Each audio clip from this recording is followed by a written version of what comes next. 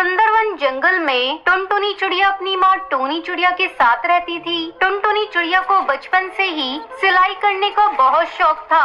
जब भी उसे समय मिलता वो अपनी माँ की सिलाई मशीन निकाल कर उस पे सिलाई करने लगती। माँ, ये देखो ना, मैंने कितनी अच्छी फ्रॉक सिली है। अरे वाह बिटिया, तूने तो बहुत अच्छी सिलाई की है। लेकिन बेटा, तू अपनी पढ़ाई पर भी ध्यान दे। मैं तुझे एक बड़ी अफसर बनाना चाहती हूँ। तेरी परीक्षा होने वाली है और तू सिलाई करने में लगी रहती है।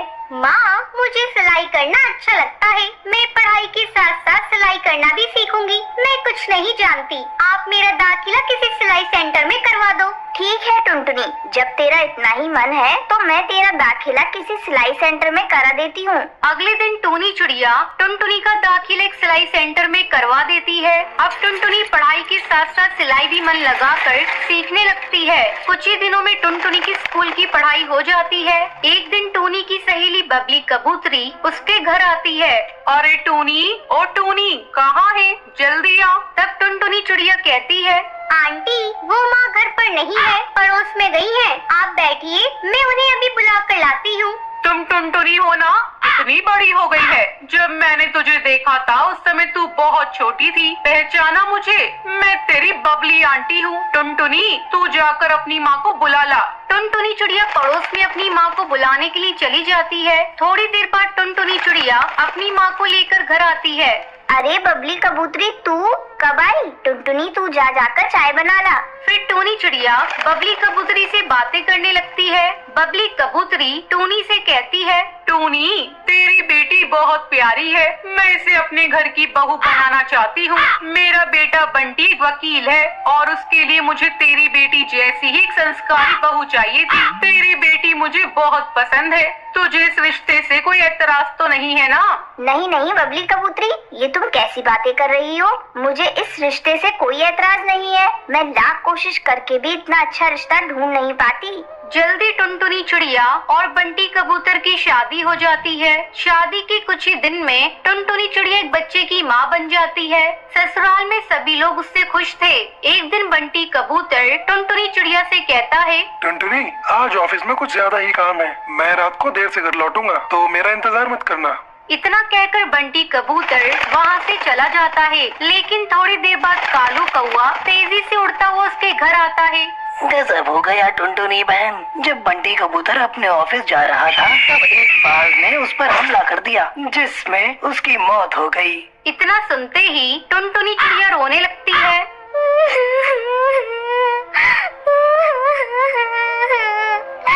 माँ जी, ये सब क्या हो गया? माँ जी, बंटी कबूतर के बिना भी ये घर कैसे चलेगा? टुनटुनी, तो हिम्मत मत हार बेटा। ऊपर वाले की मर्जी के आगे किसी की नहीं चलती। इस तरह कुछ दिन गुजर जाते हैं। टुनटुनी चिड़िया अपना दुख भुलाकर सिलाई का काम करना शुरू कर देती है। आस पड़ोस के पक्षी उसके पास अपने कपड़े सिलवाने के लिए आने लगते हैं। एक दिन हरी काकी उससे कहती है, टुनटुनी, तू तो इतनी अच्छी दर्जी है, इसके बारे में तो मुझे पता ही नहीं था। कम पैसों में बहुत अच्छे कपड़े सिल देती है। तू ऐसा कर, अपना एक बुटीक खोल ले। हाँ काकी, आपका सुझाव बहुत अच्छा है। मैं जल्दी ही अपना बुटीक खोलूंगी, लेकिन इसके लिए पहले मैं माँ जी से इजाजत लूंगी। हरी काकी के जाने के बाद टुनटुनी चिड़िया अपनी सास से बुटीक खोलने की इजाजत मांगती है। माँ जी, क्यों ना मैं अपना एक बुटीक खोल लूं? इससे अच्छी कमाई हो जाएगी। ठीक है टुनटुनी, तुझे जो अच्छा लगे वो कर। तू अपने बुटीक का अच्छे से काम कर, मैं तेरे बच्चे को संभाल लूंगी। जल्द ही टुनटुनी चिड़िया अपना बुटीक खोल लेती है। अब उसकी कमाई पहले से दुगनी हो गई थी। इस तरह टुनटुनी चिड़िया खुशी खुशी अपनी जिंदगी बिताने लगती है। टुनटुनी नाम की धोबन अपने पति बंटी के साथ धोबी घाट पर काम किया करती थी। टुनटुनी और बंटी की जिंदगी में खुशियों की कोई कमी नहीं थी। उनके पास जितना अनाज होता था वो उसमें गुजारा कर लेते थे।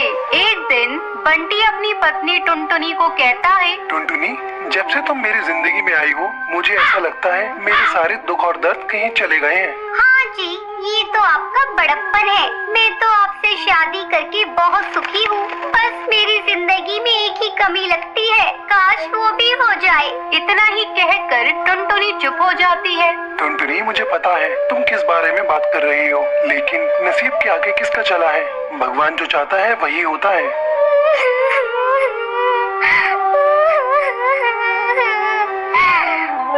कभी किसी का बुरा नहीं किया, फिर क्यों भगवान ने मुझे बांझ बना दिया? क्यों मेरे पास कोई भी संतान नहीं है? मैं हमेशा से ही दूसरे के बच्चों को खिलाकर अपना दिल बहला लेती हूँ, लेकिन मेरा भी मन करता है मेरी खुद की संतान हो जो मुझे माँ कहकर बुलाए। टुनटुनी तुम परेशान क्यों होती हो? कोई नहीं, भगवान ने चाहा तो हमारे पास भी संतान होगी। चलो अब अपना काम करते हैं, कुछ कपड़े धुलने के लिए पड़े हैं, उन कपड़ों को धो लेते हैं। हाँ जी, आप सही कह रहे हैं, चलिए काम तो करना ही है। टुनटुनी जाकर कपड़ों का गट्ठा खोलती है और उसे देखकर रोने लगती है।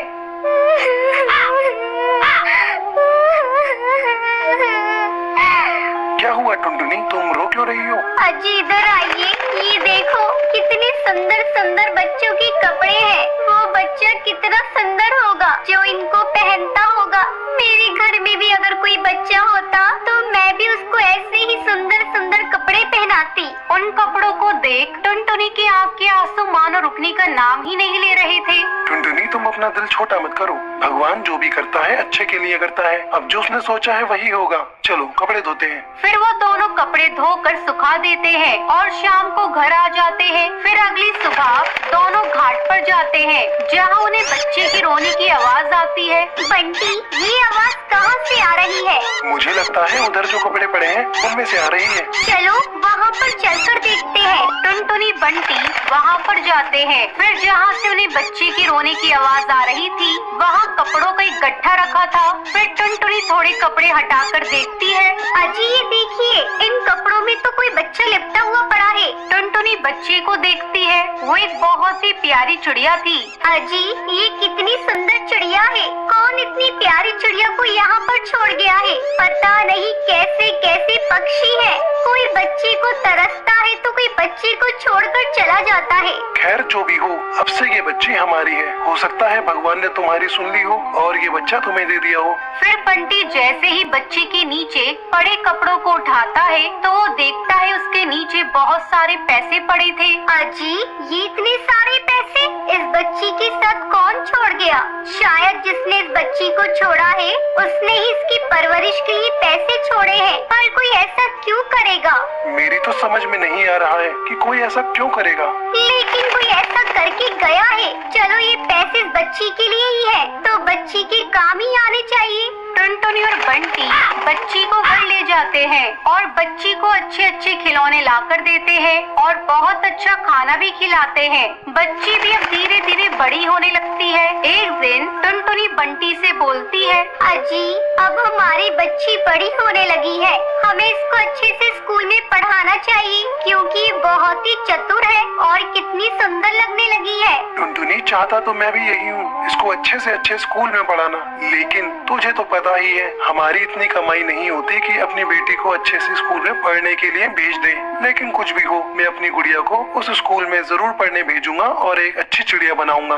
बंटी ये सोचकर अपने धोबी घाट की तरफ चलता है तो वो देखता है उसके धोने वाले कपड़ों के बीच में कुछ पैसों की गड्डी पड़ी थी। फिर वो सोचता है, आखिर ये सब कौन कर रहा है? इसका मतलब कोई तो जानता है कि उसकी बच्ची हमारे पास है और वो उसके बदले हमें पैसे देकर चला जाता है। फिर बंटी पैसे उठा लेता है और बच्ची को अच्छे से स्कूल में पढ़ने भेज देता है। एक दिन बंटी टुनटुनी से कहता है, टुनटुनी पता नहीं जब भी हम पैसों की बातें करते हैं या उसकी जरूरत होती है तो कोई हमारे कपड़ों में पैसे छोड़कर चला जाता है। लेकिन ये सब कर कौन रहा है? हमको उसका पता लगाना पड़ेगा।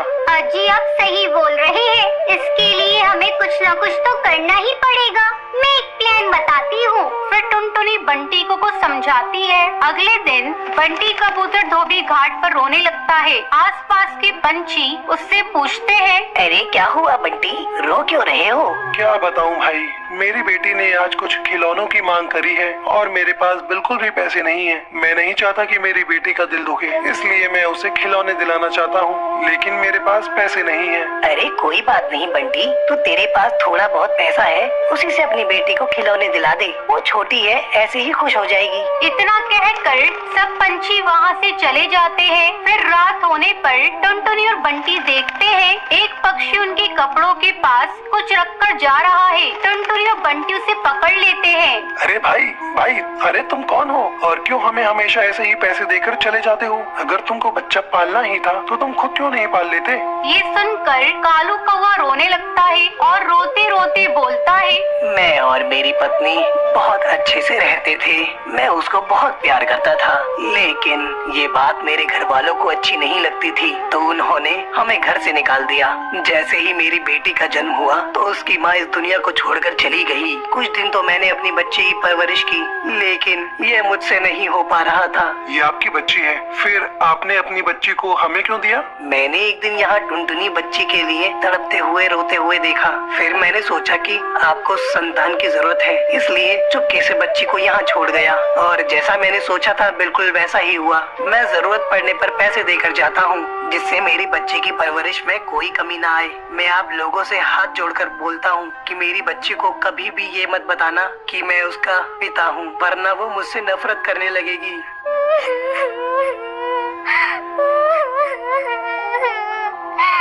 ठीक है भाई साहब, पर मैं आपसे ये कहना चाहती हूँ, आपने एक बांझ की सोनी गोद को भर दिया है, तो इस पर जितना हक हमारा है उतना आपका भी है, और आप कभी भी इससे मिलने आ सकते हैं। फिर कालू कौवा और बंटी इस बात से सहमत हो जाते हैं और अगले दिन बच्ची के पिता को अपने घर पर दावत के लिए बुलाते हैं। और फिर ऐसे ही टुनटुनी, बंटी और उनकी बच्ची और साथ ही साथ बच्ची का पिता सब मिलकर खुशी खुशी रहने लगते हैं।